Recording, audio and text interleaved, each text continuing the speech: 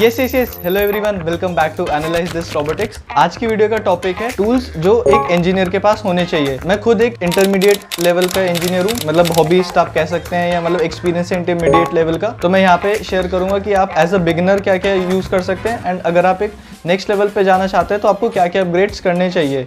Advance level पे मैं खुद नहीं पहुंचा तो मैं वहाँ नहीं बता पाऊंगा, और साथ में वीडियो में मैं वो भी शेयर करूंगा जो पर्सनली जो टिप्स एंड ट्रिक्स मैं यूज़ करता हूँ। अब सारे बताना तो इस वीडियो में पॉसिबल नहीं हो पाएगा, लेकिन मैं इतना बता दूंगा कि आप इस वीडियो के बाद स्टार्ट ज़रूर कर सकते हो, आपको और कुछ करने की ज़रूरत नहीं पड़ेगी। अब जितने भी टूल्स हैं उनका एक ऑर्डर तो नहीं है, लेकिन सभी इंपॉर्टेंट हैं। तो शुरू करते हैं।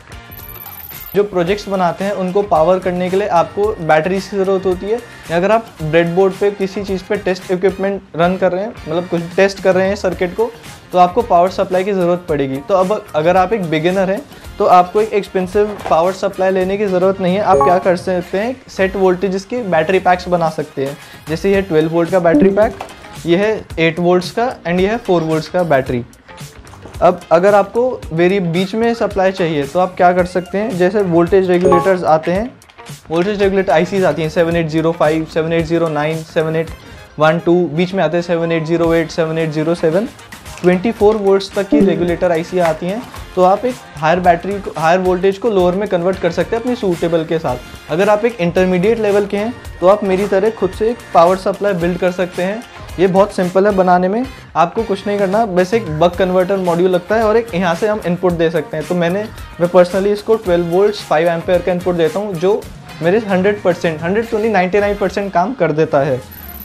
अब अगर नेक्स्ट चलते हैं मल्टीमीटर पे। अब मल्टीमीटर आपने पढ़ा होगा, वोल्ट मीटर, एमीटर। अब मल्टीमीटर क्या है? मल्टीमीटर सारी चीज़ों को कंबाइन कर देता है और एक एडिशनल फीचर्स देता है।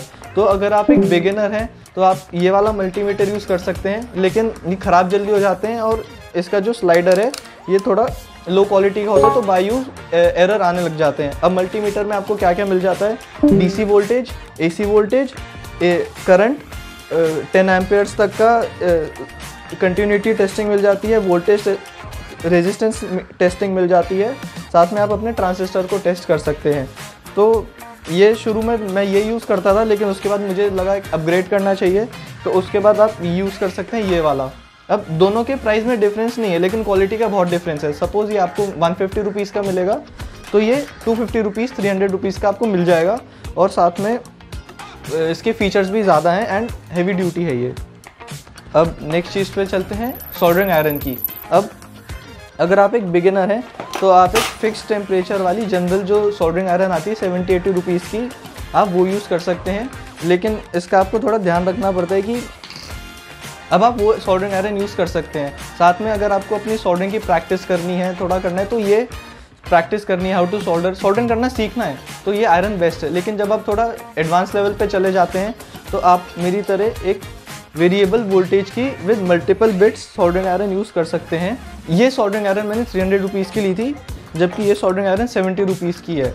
अब इसके अंदर क्या है, आपको टेम्परेचर कंट्रोल मिल जाता है और मल्टीपल बिट्स मिल जाती हैं। अब आप बोल सकते हो कि आप मैंने सोल्डरिंग स्टेशन क्यों नहीं ख़रीदा, क्योंकि मैं डायरेक्ट जंप नहीं करना चाहता था, पहले मैं बीच में टेस्ट करना चाहता था। ये आयरन एक सोल्डरिंग स्टेशन का आप मिनी वर्जन कह सकते हो, तो मैंने ये आयरन ले ली।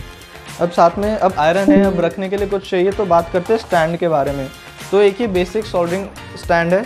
अब इसमें भी क्वालिटीज़ आती हैं, एक बेसिक एल्यूमिनियम का आता है, थोड़ा लाइट वेट, तो आप कोशिश करना। अब सोल्डरिंग आयरन गर्म होती है, अगर आप लाइट वेट स्टैंड लोगे, आप आयरन डालोगे, हो सकता है हाथ लग के वो गिर जाए और आपके काम करते हुए आपको हर्ट कर दे। तो आप थोड़ा एक हैवी ड्यूटी स्टैंड लीजिए। डिफरेंट प्राइस अगर आप देखेंगे तो प्राइस से ज़्यादा परफॉर्मेंस पे जाइए। स्टार्टिंग में बजट नहीं होता, फंड्स नहीं होते, थोड़ा देखना पड़ता है कि कौन से कंपोनेंट्स हम ले सकते हैं। लेकिन ये एक ऐसी चीज़ है जहाँ पे सेफ्टी हमें देखनी पड़ेगी, तो आप एक ये वाला स्टैंड यूज़ कर सकते हैं। अब ये मैं स्टैंड यूज़ करता था, अब साथ में मैंने अपग्रेड करा है रिसेंटली इस वाले स्टैंड पे। अब क्या डिफरेंस है, कुछ डिफरेंस नहीं, इसमें आप आयरन लगा सकते हैं, इसमें भी आप आयरन लगा सकते हैं, लेकिन एक क्या एक एडिशनल सेफ्टी है। साथ में आपको टिप क्लीनिंग करने के लिए, स्पंज के लिए एक जगह मिल जाती है। आप यहाँ पे अपना प्लेस करके आप यहाँ पे काम करते करते यूज़ कर सकते हैं। अब क्या करें, अगर आपको इसमें स्पंज चाहिए तो एक टिप मैं बताता हूँ कि मैंने क्या करा था। जैसे ये आयरन है, यहाँ पे मैंने एक छोटी सी बाइंडर क्लिप पेस्ट कर दी। आप एक अलग से स्पंज लेके ऐसे पेस्ट करके भी वर्क कर सकते हैं, आपका सेम काम कर जाएगा।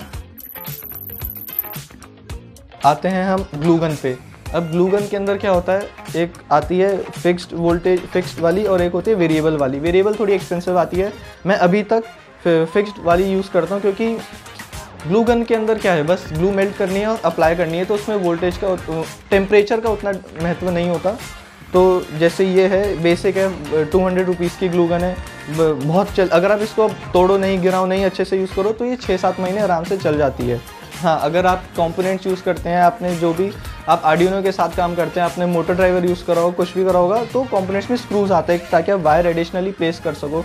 तो एक बेसिक आप स्क्रू ड्राइवर सेट भी रख सकते हो। जैसे मेरे पास एक स्क्रू ड्राइवर सेट है, इसके अंदर बेसिक पतले जो जनरल पर्पस स्क्रूज होते हैं, M2 M3 स्क्रूज होते हैं। इसके अंदर ज़्यादा बड़े स्क्रूज नहीं हैं जो सारे काम कर जाते हैं, स्क्रू ड्राइवर सॉरी। तो आप एक बेसिक स्क्रू ड्राइवर सेट ले सकते हो, वो आपके सारे काम कर देगा। अब नेक्स्ट चीज़ पे मूव करते हैं, पीसीबी पे। तो अगर आप एक बिगिनर हो, आपने हर जगह पीसीबी देखी होगी, ये पीसीबी 30 रुपीज़ की आती है और आप इसको अपनी अकॉर्डिंग लेंथ पे कट कर सकते हैं, आप जितना चाहे बना सकते हैं, लेकिन ये एज अ बिगिनर के लिए ठीक है।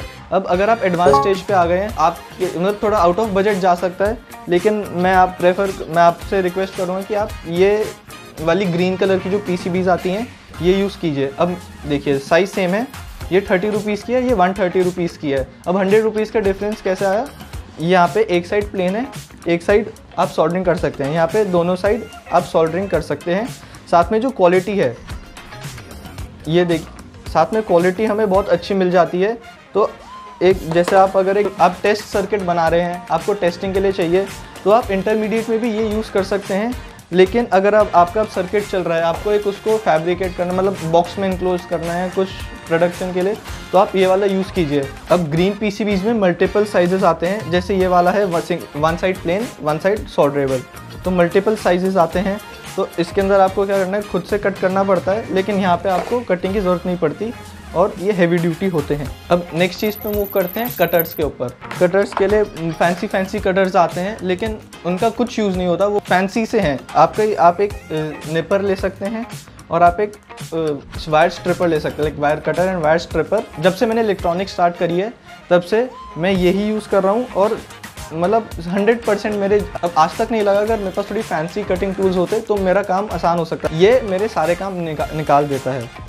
साथ में आप एक ट्वीज़र ले सकते हैं, थोड़ा एक इंसुलेटेड ट्वीज़र आप देखिए, ताकि जब आप सोल्डरिंग कर रहे हैं तो वायर को होल्ड करने के लिए, अब आयरन गर्म होती है, साथ में आपके कंपोनेंट्स गर्म हो जाते हैं, तो हाथ ना जले, आप ट्वीज़र से पकड़ के आप कर सकते हैं। साथ में थोड़े आप एक ऐसा एग्जैक्टो नाइफ ले सकते हैं या एक तो साथ में थोड़ी सीजर ले सकते हैं। तो ये सब जो मैंने आपको बताया वीडियो में, ये सब स्टार्ट करने के लिए बहुत अच्छी चीज़ें हैं। मतलब अगर आपको आज ही स्टार्ट करना है तो ये आप लेके स्टार्ट कर सकते हो, ऐसा नहीं लगेगा कि मैंने कुछ वीडियो में मिस कर दिया। और टिप्स एंड ट्रिक्स हैं यहाँ जो मैं पर्सनली अब टूल्स यूज़ करता हूँ, जैसे मैकेनिकल टूल्स हो गए, ड्रिल हो गई, हैकसॉ हो गई, एंगल ग्राइंडर हो गया। तो उसके बारे में अगर आपको जानना है तो आप वीडियो में कमेंट कर दीजिए, चैनल को सब्सक्राइब कर दीजिए। Thank you so much. Daksh blooper नहीं भेजा, इसलिए I am recording a blooper, ठीक है। The video which Daksh send me was perfect raw footage. It has no separate cut points. I only had very minimal editing for the raw footage. इसलिए thumbs up for Daksh. Yeah. Sabas. Shit.